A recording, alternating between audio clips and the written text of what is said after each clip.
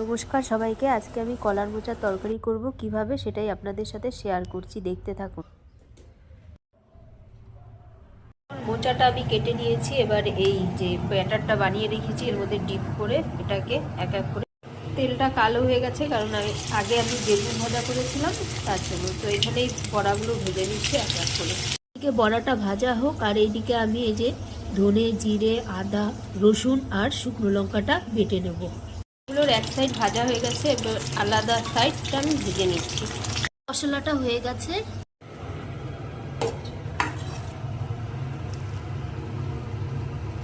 বড়াগুলো ভাজা হয়ে গেছে। এবার জিরে, তেজপাতা আর শুকনো লঙ্কা, জিরে আর এলাচ দিয়ে দেবো এর মধ্যে।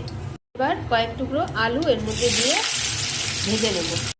একবারে আমি হলুদ আর লবণ দিয়ে দেবো, দিয়ে ভেজে নেব। ভাজা ভাজা হয়ে গেছে। এবার বেটে রাখা মশলাটা দিয়ে দেবো, একটুখানি জল দিয়ে দেবো যাতে পুড়ে না যায়। এবার এটাকে কষিয়ে নেব সুন্দর করে। কষানো হয়ে গেছে, এবার আমি এখানে জল দিয়ে দেবো।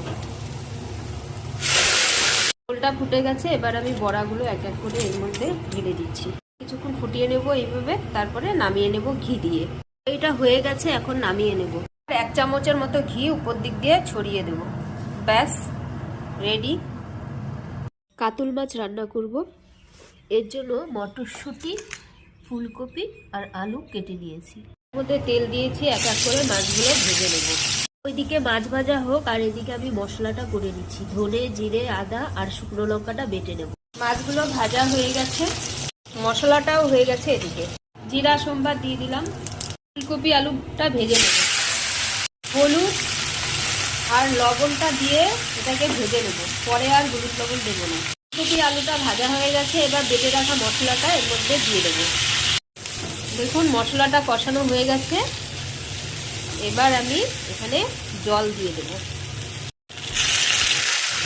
ফুটে গেছে, এবার আমি মাছগুলো এক এক করে এর মধ্যে দিয়ে দেব। ফুলকপি, আলু, মটরশুঁটি দিয়ে মাছের তরকারিটা দেখুন হয়ে গেছে। এবার নামিয়ে নেব। নামানোর আগে আমি একটু ধনেপাতা এর মধ্যে দিয়ে দিয়েছিলাম। ব্যাস হয়ে গেছে এখন।